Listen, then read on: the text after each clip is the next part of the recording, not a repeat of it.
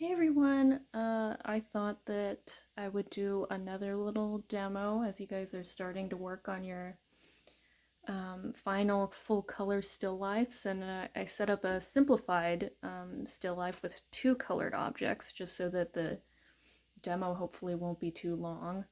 Um, and I have a picture that I posted up on Gaucho Space right below this video, so you could just like pull up that picture on your computer like in another window, and then reference that still life while I'm painting right here.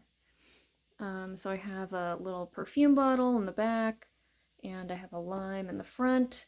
So there's this nice like pink green color scheme going on.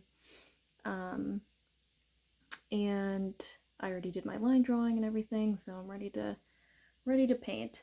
Um, so what I did to begin with was just sort of do some of my initial color mixing. So I tried to kind of approximate the colors of, the average sort of um, color mixes for the bottle and the lime. And just so that I have a nice like reservoir of a good color mix to work with to start the painting. And it's sort of just looking for sort of an average of all of what you're seeing there. Again, like squinting can really help you to kind of find those colors. And so we'll just start using these to block in sort of those large areas to begin with. And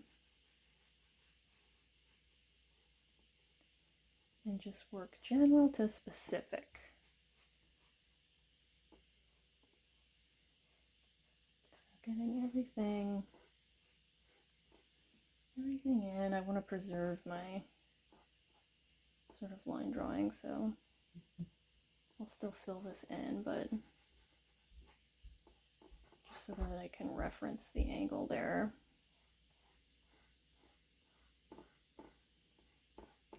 Move that in, even though these planes of this lid of the bottle are a lot dark, gonna wind up being a lot darker, but it's nice to still just kind of start with that like basic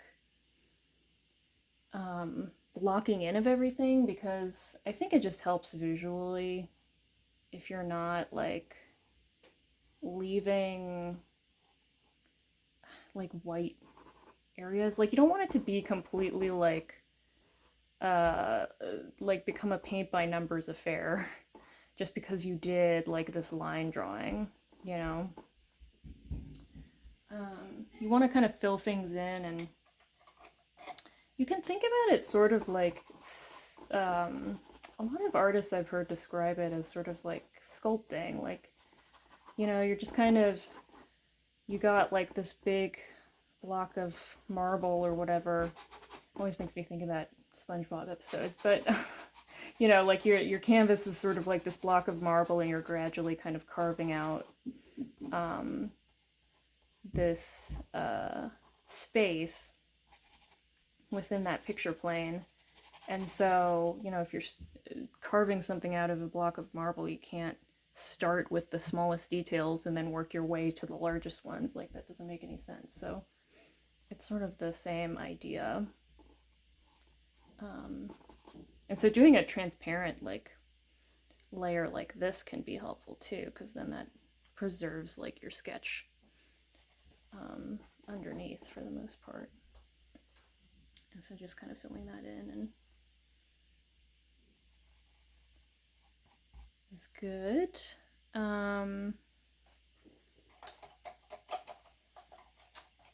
And I just can't resist. I want to also just block in the...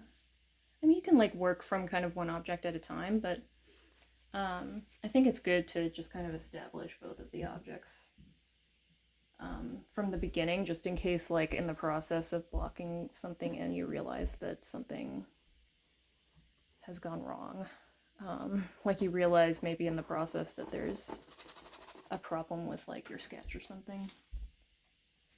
Then that way, because I wouldn't want to completely like render this and then only then look at the lime and pay some attention to it and then realize that like, oh crap, I need to actually change where that lime is positioned or something, and then it means that I have to like repaint the the perfume bottle.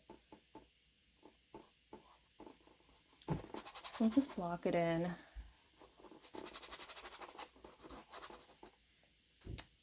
And I even got some pink in there. But that's actually that's not a bad thing. Something that a lot of painters will do to make their, I'll just block in the major shadows on this one because they're a lot simpler than the bottle, is that a lot of people will kind of add like these little touches that are sort of exaggerating the reflective qualities of like another object on from one object to another, where the color from one object sort of bleeds into the other one, and it just creates a really dynamic painting. Like it sort of helps to like tie everything together. So that could be something that you can sort of think about doing, like in the shadow color tone that I mixed for the lime. There is a little bit of that pink mixture that I made. So, oh, and by the way, the pink mixture it's mostly alizarin crimson with white, just a hint of yellow, and also some of the cadmium red. So it's a little bit of the cool red, a little bit of the warm red, more of the cool red to get that nice pink tone, but it's a combination of both. And then the lime is base of lemon yellow and ultramarine blue, so the cool yellow and blue, and some of that alizarin crimson and cad red pink mixture mixed into the shadow tone. Because again, we learned that mixing complementary colors makes a nice tone that is perfect for shadows. Notice that I haven't mentioned anything about mixing black. A lot of painters actually don't use black when they're doing like observational painting, because it's such a, like, pure black from the tube is like really unnatural looking. It doesn't really occur, like just pure black, like it doesn't really occur in real life, so it's like this sort of unnatural, like, artificial looking thing. And so a trick that a lot of artists use is they will just mix like a brown with ultramarine blue, which you guys don't have a brown, but like you can mix a brown by just mixing like basically just like mixing an orange and then mixing more of the blue, because an orange and blue mixed together in the right proportions will basically make a soft black. So that's one weird trick. Doctors hate her.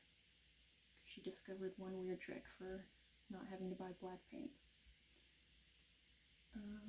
And looking at the shadows,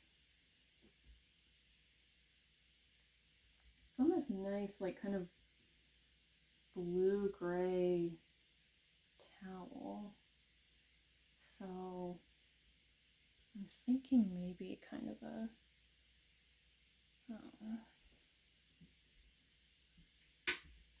a bluish, soft, black-ish color for just mix kind of a little bit of that.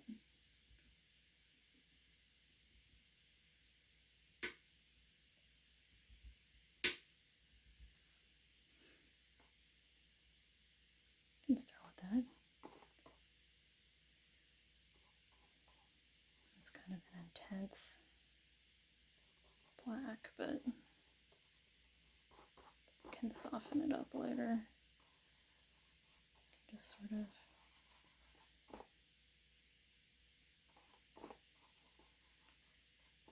just get the basic shapes established of the shadows and the object shapes. And I'll even like sort of add a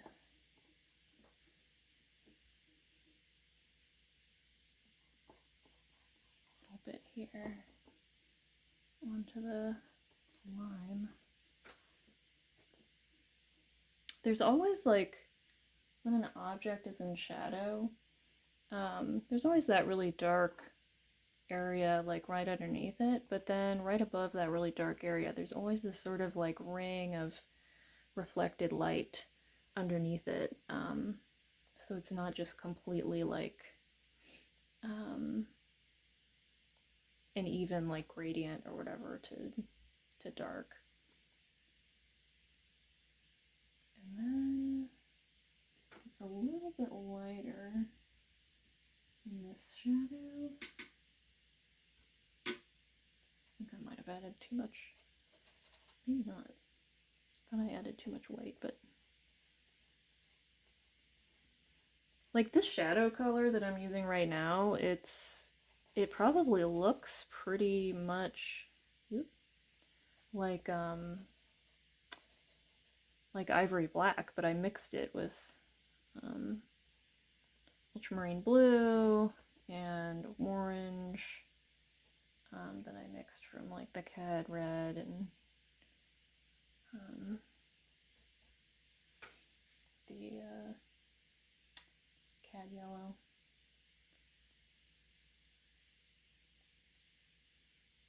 Or sorry, the lemon yellow.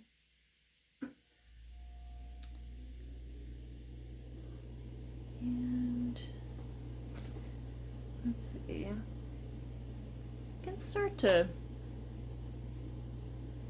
put in some of the, since I already have this color, like now I can start putting in maybe some of these major details, because there are parts where this color is blending into these really nice reflections in the glass. So I kind of want to get those before. Now I'm realizing that the angle of this is a little wonky.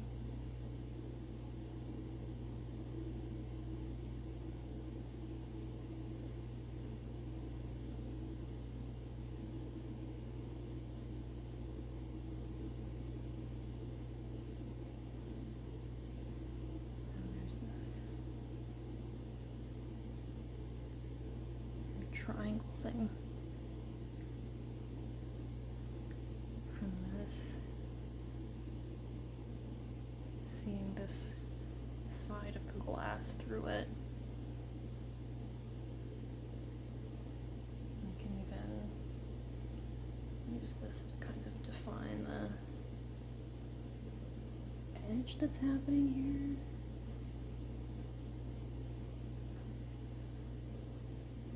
Perfume Bottle is really interesting because it's got like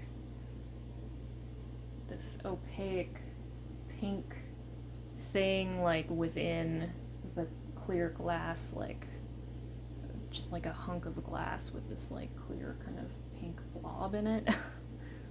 So it's kind of an interesting thing to paint.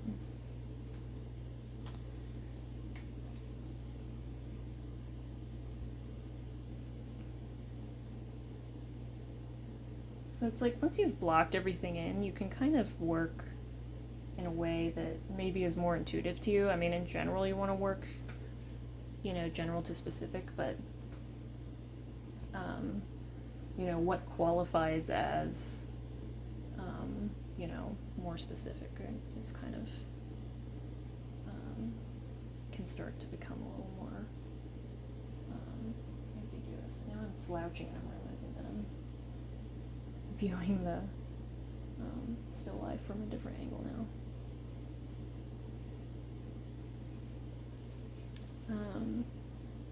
And now, what I want to do is I'll even take that kind of soft black shadow color that I had on my brush, and I'm just going to mix it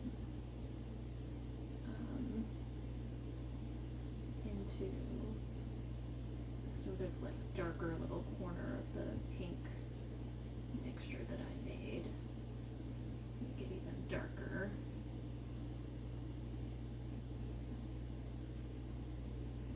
So now I have a nice, hopefully this will be dark enough, shade that I think is pretty accurate to what I'm seeing on the side here. This side that's in shadow. I think this is pretty accurate. These angles of this lid are gonna be the death of me.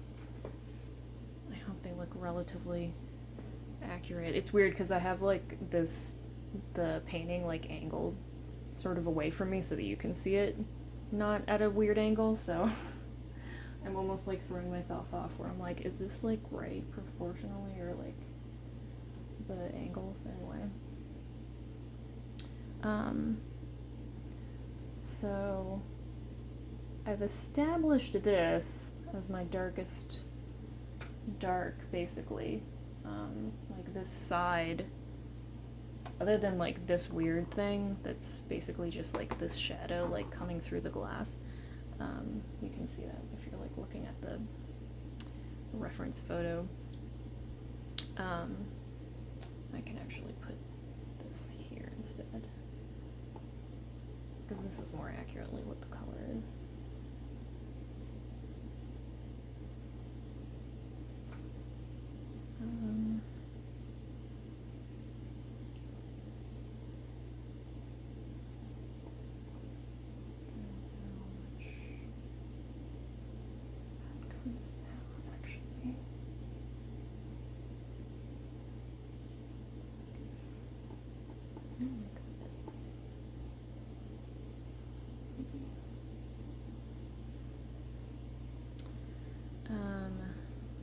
And so I've established this is like, this is the darkest dark that's on this bottle.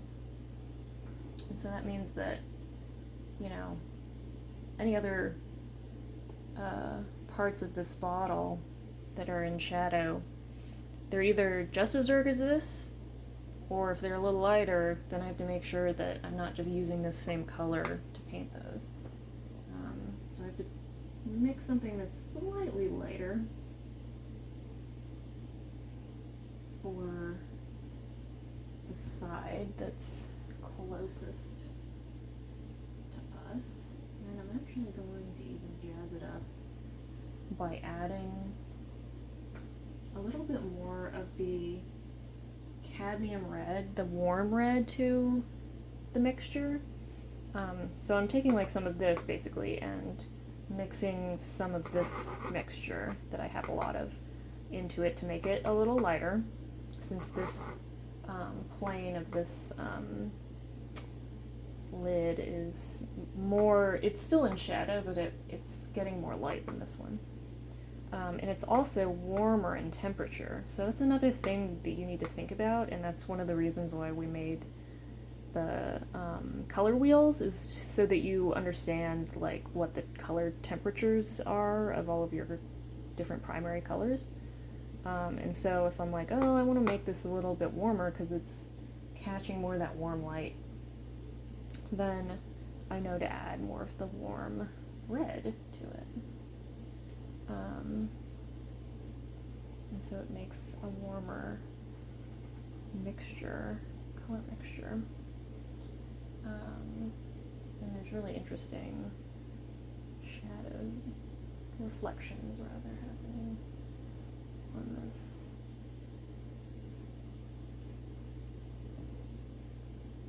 And I'm just realizing that this needs to come out more because this is supposed to be about aligned with that. So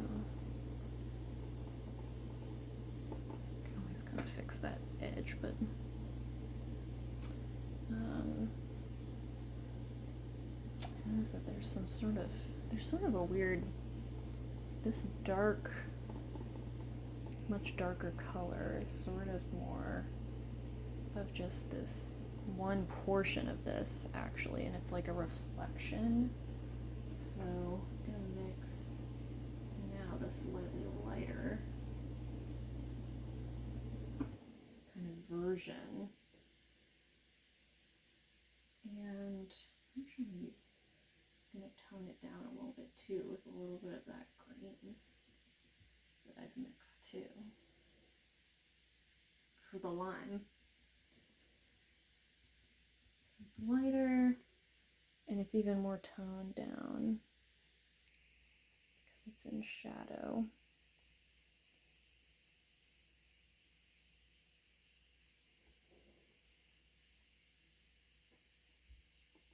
The reflection's kind of changing a little bit each time I move, so I'm just gonna kind of lock in what I'm seeing at this one angle.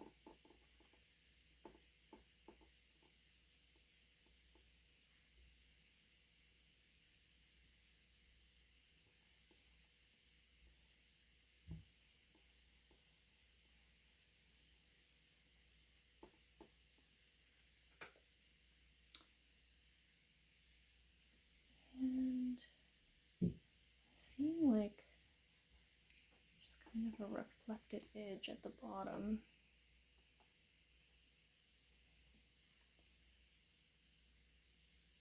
It gets a little more intense maybe, or I'm gonna see what it looks like if I just add a little bit of that original pink mixture at the bottom. I think that actually looks quite all right.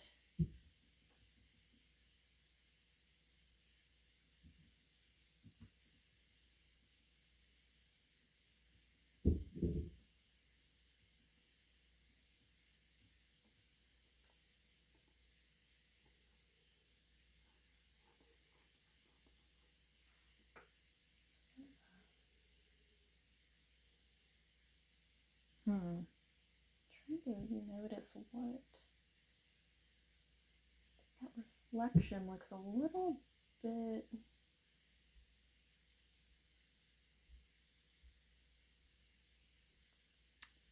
It's deceiving. It's toned down, but it's still warm.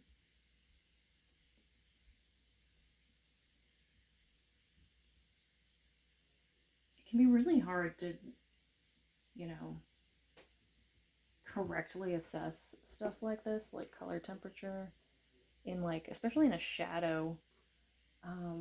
It's really hard. So, you know, I know that it's challenging. I'm almost getting too much into the details right now, but I just kind of wanted to block out it's not shadow, it's reflection that I'm noticing, just to get it sort of established. And then actually that same tone that I mixed, it's pretty close to what I need for this next part.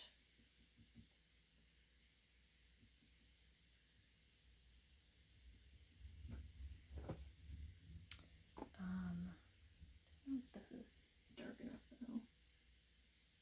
It's more intensity.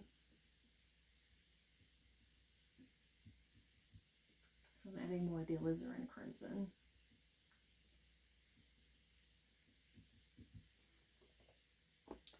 Because there's this like warm kind of browny tone. It's like right here. Because this side is, ugh, I've got these little, when you don't clean your palette off, you can get those little crusties mixed in with dried paint.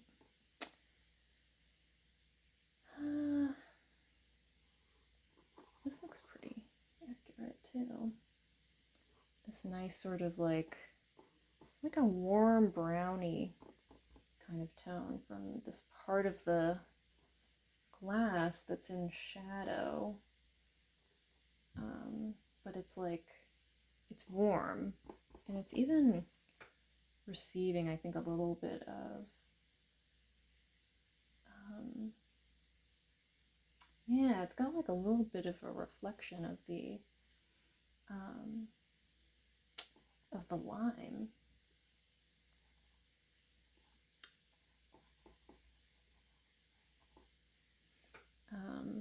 Like if I were to see, put just a little bit of that there. See, this is what I was talking about earlier about like incorporating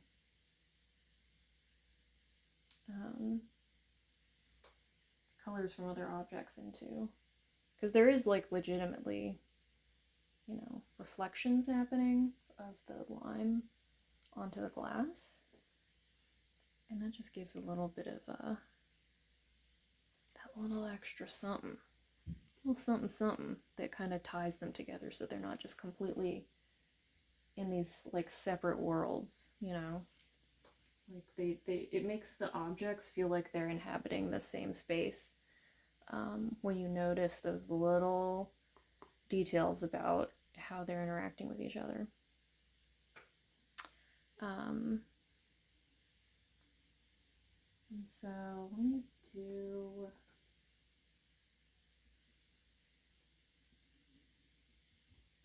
some of the tones on this side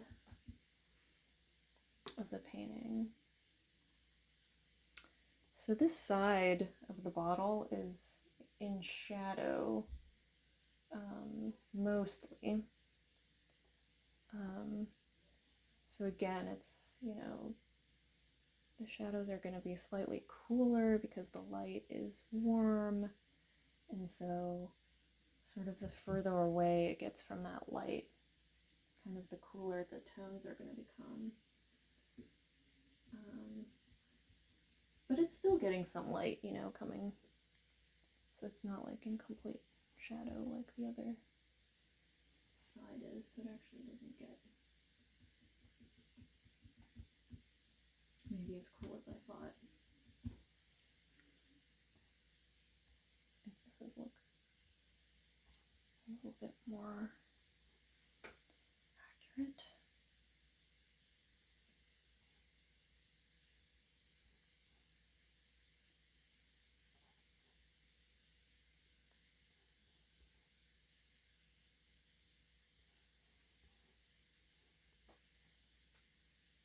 So there's that kind of shadow happening. I think, how's it comparing to this? You can always do that. You can kind of like compare certain colors to each other by just painting them over. I don't think that's too far off from what I'm seeing. I think maybe for that shadow, I maybe should use more ultramarine blue, because that's going to recede more.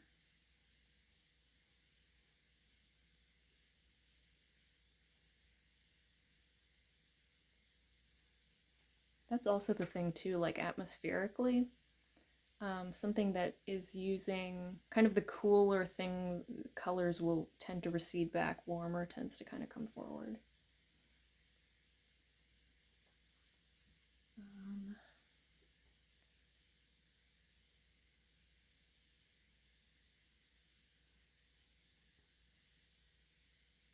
There's some interesting shadows here. And then once you get to a stage like this, it's really just kind of, you know, what qualifies as a detail. Um, you know, the whole general to specific thing, like, it really can be like you working more intuitively on areas that you just find it, you know, useful to block in. And but the only thing is that I just don't, you know, the general to specific rule is more so that you don't get too bogged down in any one particular area of the painting and like get kind of tunnel vision where you're not really seeing like the big picture, you know. And so working general to specific as a rule is useful because that way, you know, you're um, always kind of moving around the painting a little bit, so you're always kind of checking what you're doing against the entirety of what you're painting, as opposed to just like, you know, drawing one, like fully rendering one tiny part of the painting and then moving on to another one. You know, like if you're doing a face or something, like I feel like I see this on like Instagram where somebody will have like a time lapse video of like a drawing that they did of a face or something like that, and it's like they just fully rendered out like the eyeball, and they just start with the eyeball and then they like work their way out like from the eye, and it's just like, I mean, I'm not saying like, oh my god, that's so wrong, like how dare they, but that's like a risky way to work because it means that everything you draw has to be sort of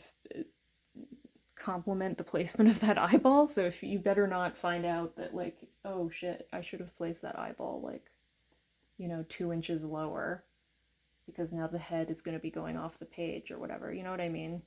So it's always good to be working in a way where you're always kind of looking at what you're doing as a whole, as opposed to just like, you know, zeroing in too much on one small area for too long.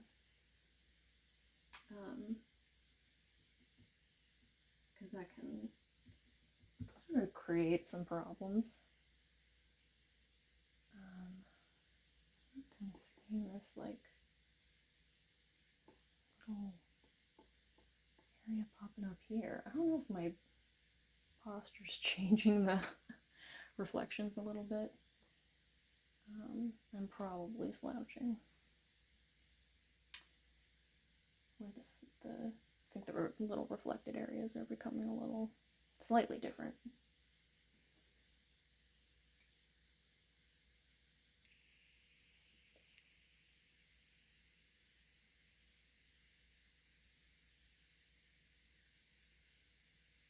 Oh wow, now I'm noticing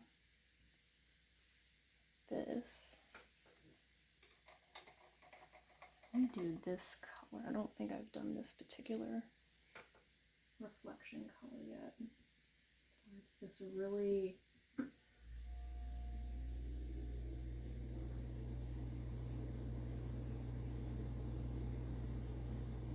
comparatively richer, almost like just a darker cadmium red,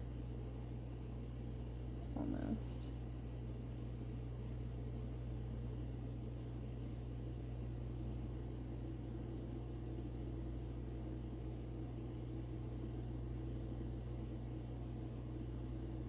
I need to fix that lid as well.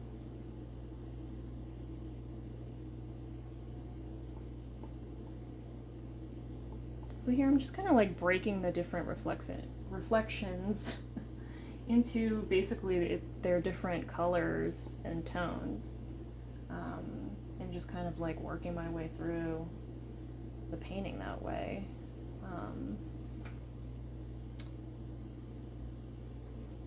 I think I'm even seeing it like kind of up here too, a little bit, where it's like catching some of that really warm light that's coming down on it, and so it's like casting this really kind of hot red shadow that's really pretty. I don't know if it shows up there too. And it's sort of bleeding down into then this area.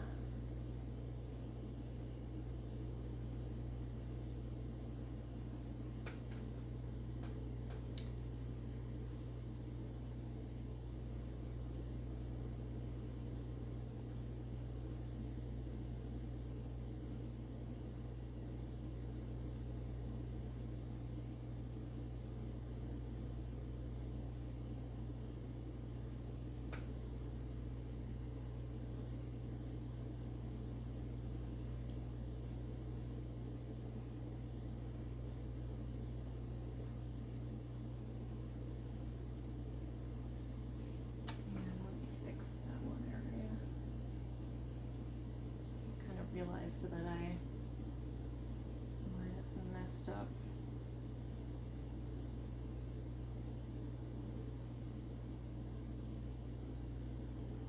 the placement of that a little bit.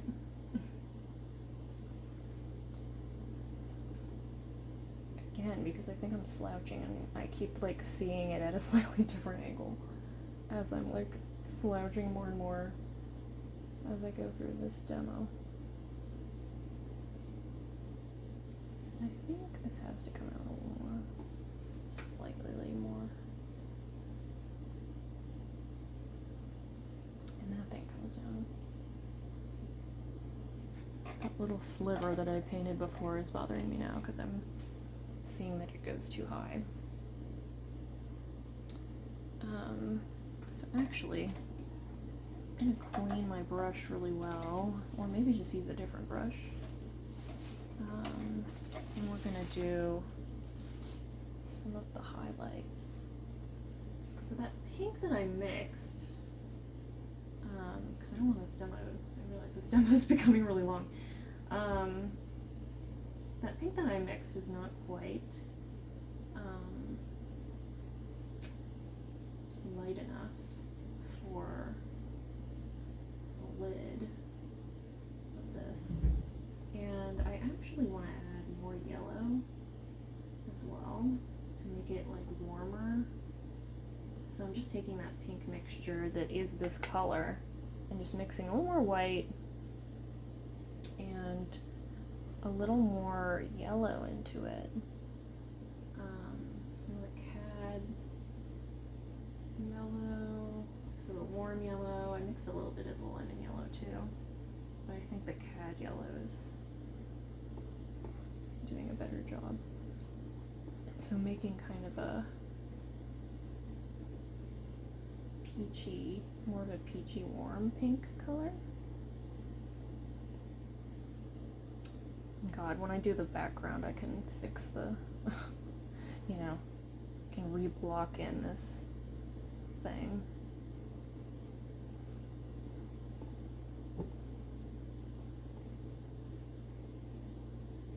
But it's not a bad approximation of that.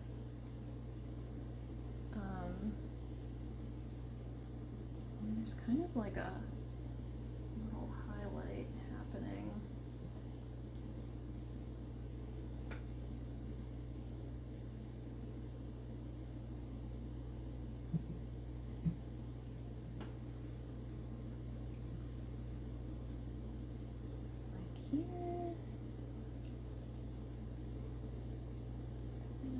Like this side is a little lighter even because it's like the closest to the light.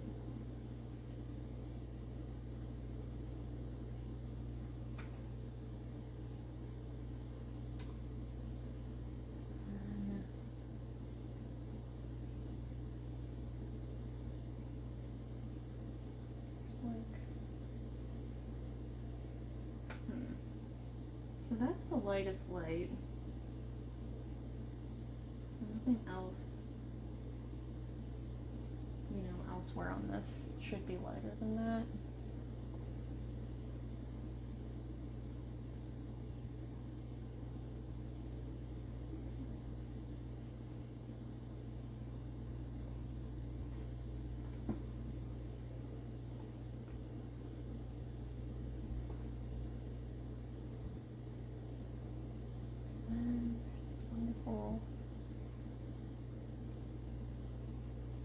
Here, and this kind of is, this highlight like kind of comes up here.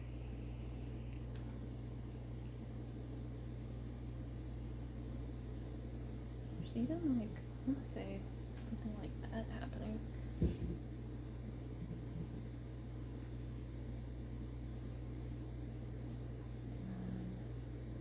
Kind of like weirdly flow into this weird shape.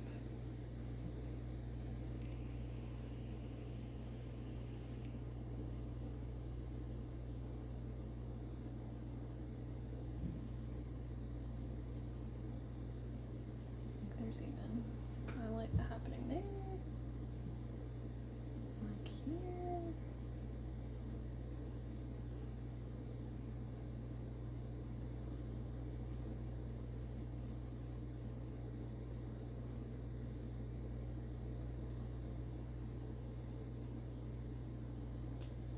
That's not the exact color that it is. I think it's a little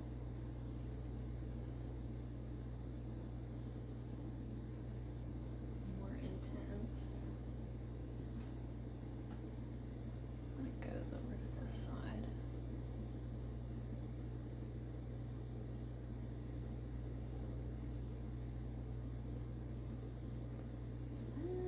This side, it looks like it's like the same pink, but it gets like more cool toned and bubblegummy.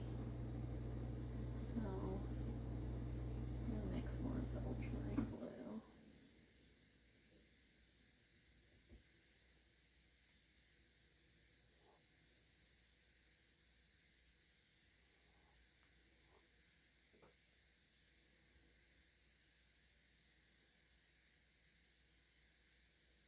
I can migrate over to here.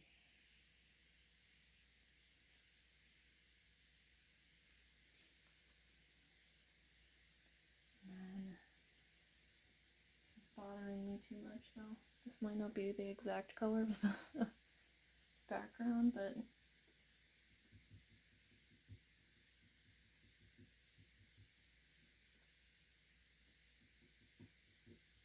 just to tell myself that this is a part of it. There's like that little part of the reflection where there's like kind of the wall showing behind it.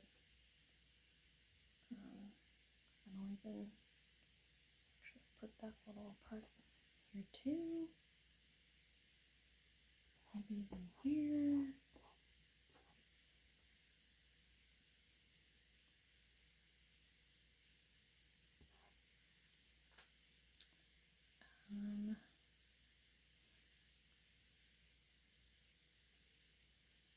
I'm noticing that these really need to be quite a bit lighter.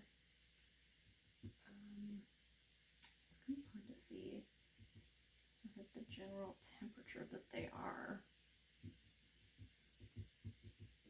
This looks like sort of this weird like yellow gray.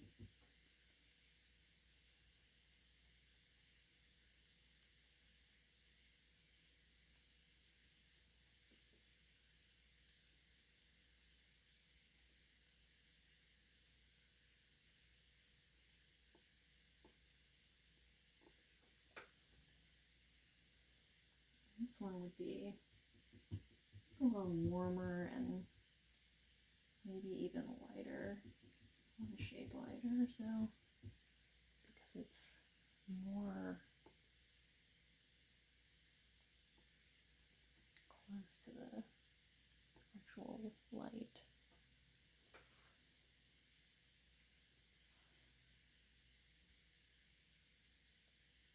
Kind of seeing that turning up a little bit. And mix it with some of this mixture. That looks maybe.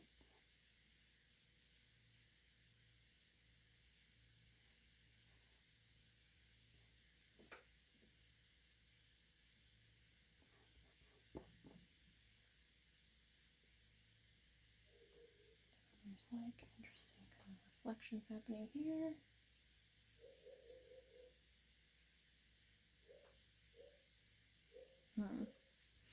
But anyway, I mean, I could continue working on that bottle forever. But how about we move on to... Oh gosh, was it out of focus this whole time? Can move to the lime for a little while.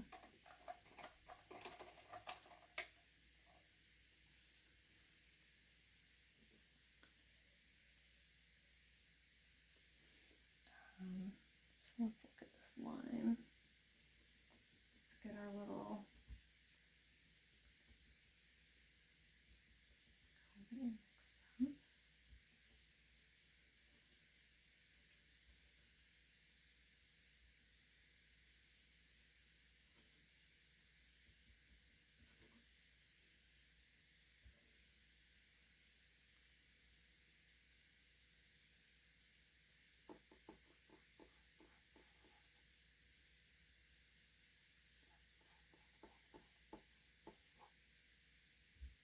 This is in contrast to the bottle, it's a round object, so obviously it's going to take a little bit of a different handling. There's this very distinct kind of line where there's this dark shadow, and then there's, you know, this nice reflection on the underneath. So I'm just going to carry this over. And then I do want to fill in that shadow.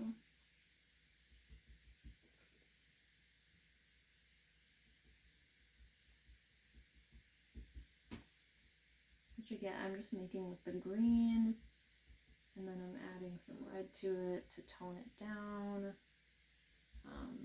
and then kind of adjusting that to maybe bring it back to green if it starts looking too like purpley or something, or, you know, just going too far into a black or gray direction, you know, adding more yellow and blue to it to bring it back to a green color. And that's kind of still too toned down.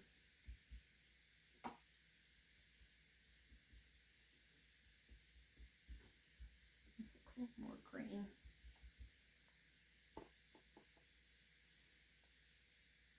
And just kind of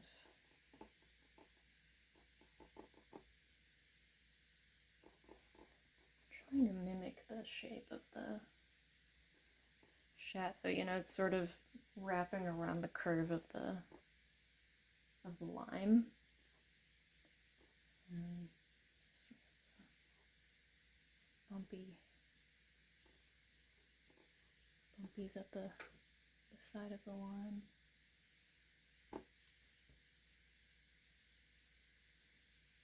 And the shadow on the... What even is that part of lime called? It's like a lime nipple or something. And then there's these nice shadows at the bottom as well. I'm seeing that I need to bring the shadow up actually, because it like kind of migrates up more than I originally did. Oh yeah, because now I'm looking at where this shadow kind of is in relation to like the bottom of the thing.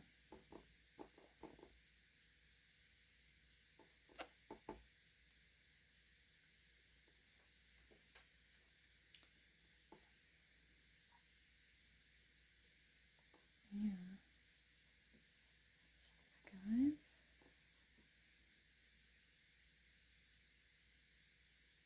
Little shadows that are happening here.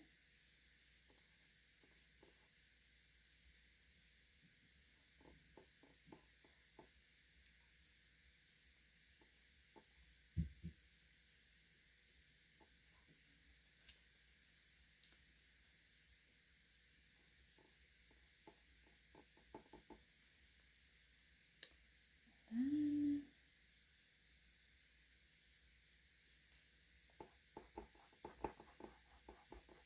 just scrub this, soften it a little bit.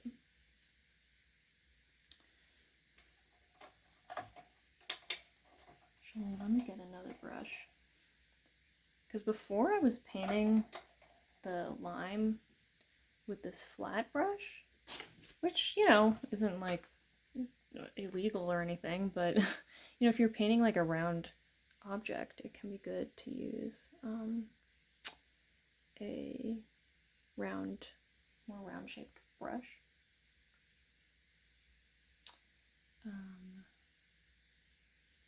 And so I'm going to now just establish the highlight of the line here.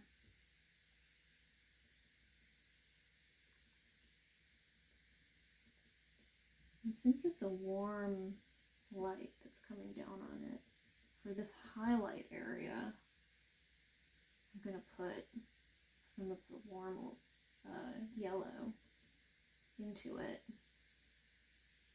instead of the lemon yellow.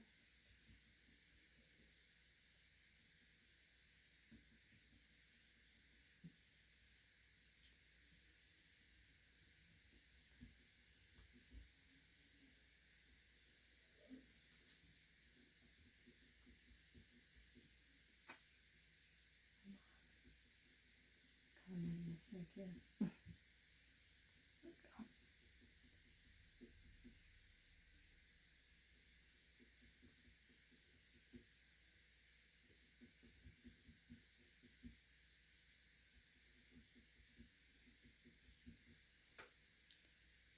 I think this looks pretty good. Get this sort of nice highlighted area sort of blocked in.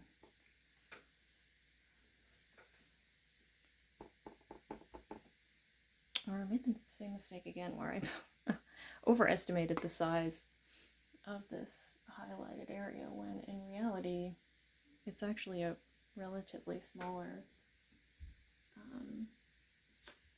area of the lime, because again the shadow comes up, you know, a little higher and comes around.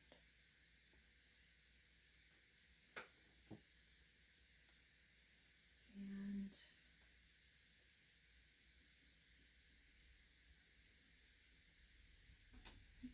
it's the wrong blue.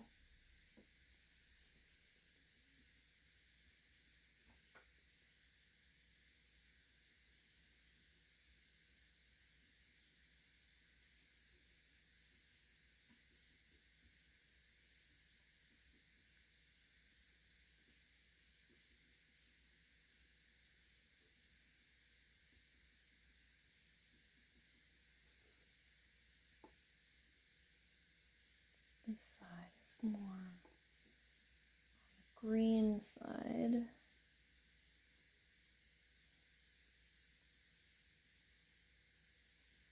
I'm going to do a little wet into wet to bring kind of a gradient, as well as do a little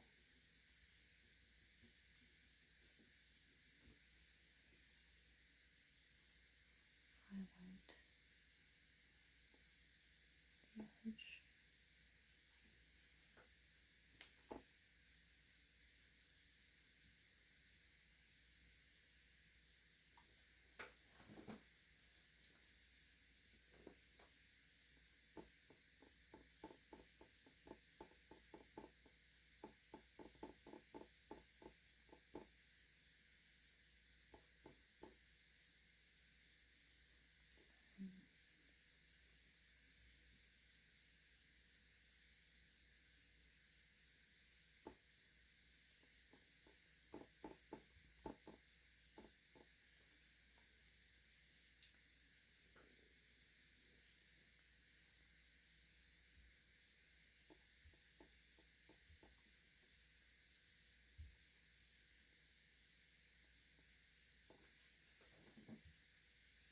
much more of a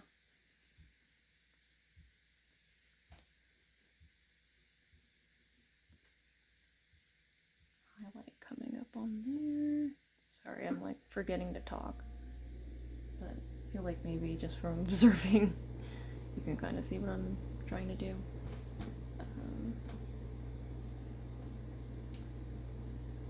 Now I'm really looking and I'm seeing how the highlight is like, it's here, but it really like migrates all the way up here too. And then there's this little area right here where it even goes over the edge.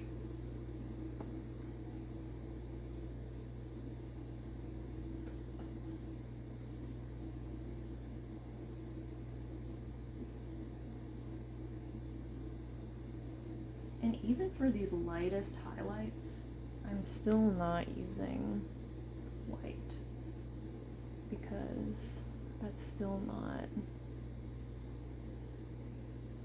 what it actually is. Something that one of my painting professors would always say is white isn't light. And it's true. Like even, you know, really light highlights, it's sort of the same principle as the like black out of the tube thing. You know, it's always some sort of color. It's not, you know, because like pure white out of the tube, you know, also doesn't really happen in real life. And so it's about finding that sort of best approximation of what's going on. You know, whether it's like mostly white but mixed with some yellow or something, you know. And now let's kind of look at some of the shadows here because those are fun. I'm going to actually put more ultramarine blue kind of into the mix. Because there's that nice like reflected light happening here, but it's still going to be darker than this. And it's going to be cooler too because it's facing that cool gray towel, so it doesn't have anything warm reflecting onto it. If there was like, if this was on like a red, bright red towel or something, there would be a really beautiful like reflected light from that towel, but it's just on a gray towel, so that's all that I have for you guys. I should have maybe done that because it would have been an interesting thing to paint, but I feel like this looks a little too cool toned temperature wise. Still needs more glow in it.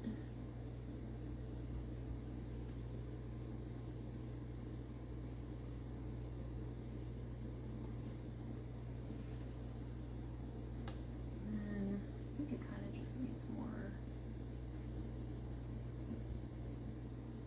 sort of gray to come in too. Like it can be a little darker.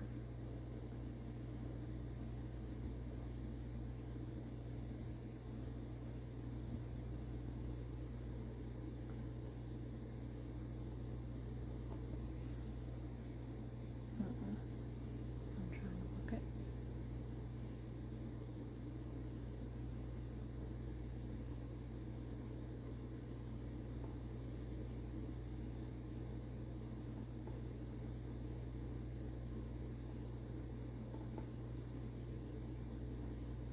And I'm even noticing how this kind of comes up a little bit into that shadow and kind of disrupts it a little bit. And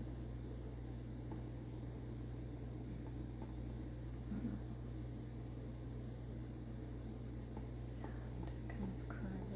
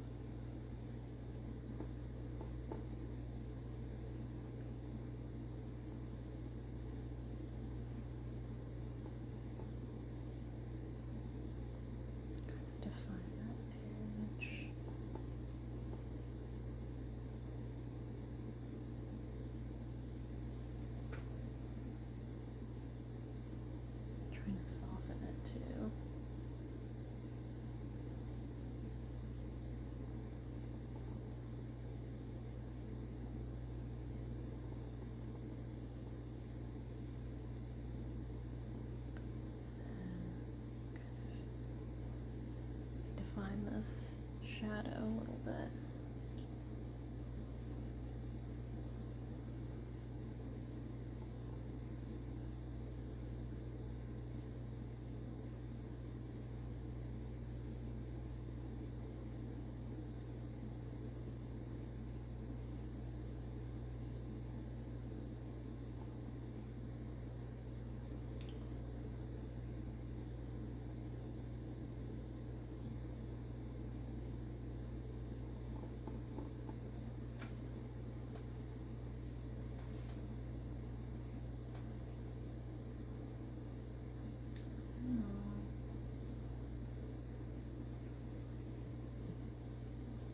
Noticing that this still really doesn't, this part is still like, I don't know, it doesn't look, there's enough yellow in it or something.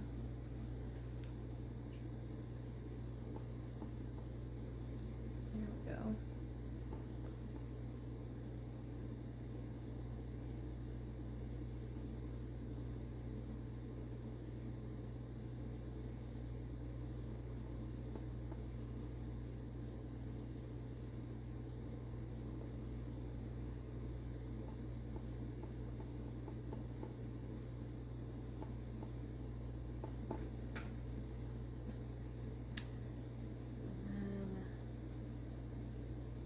Thinking shadows could be softened too.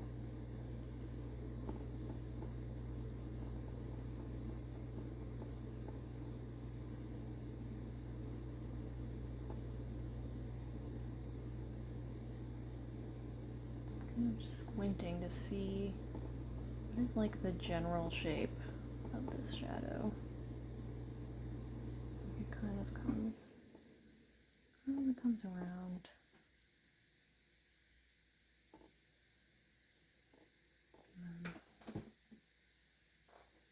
Sort of wraps around again.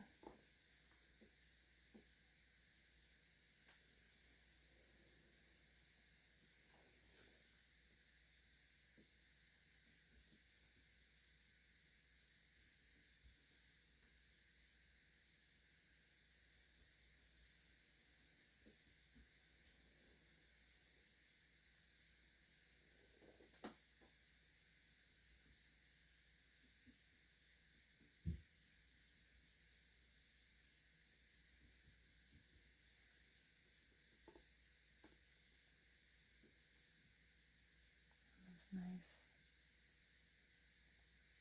saturated colors are just reserved kind of for this top part of the lime. And creates that sort of transition into the shadows.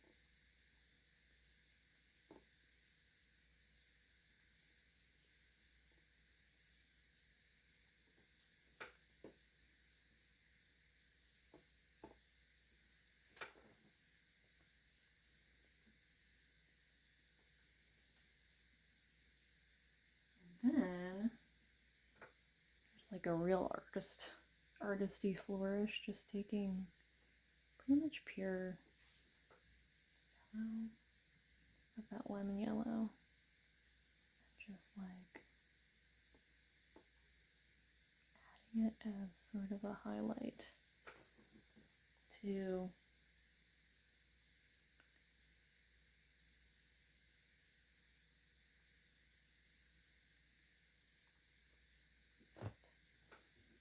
loaded my brush a little too much, but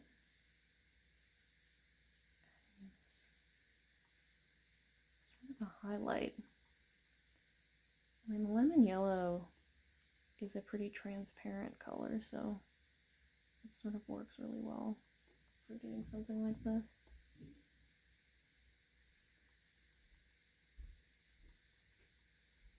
I'm just bringing it down to where I'm seeing these highlights.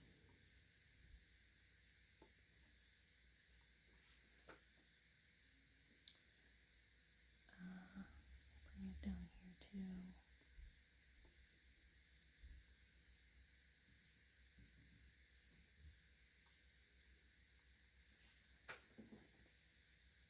It's looking pretty good. You know, you see how it's coming together.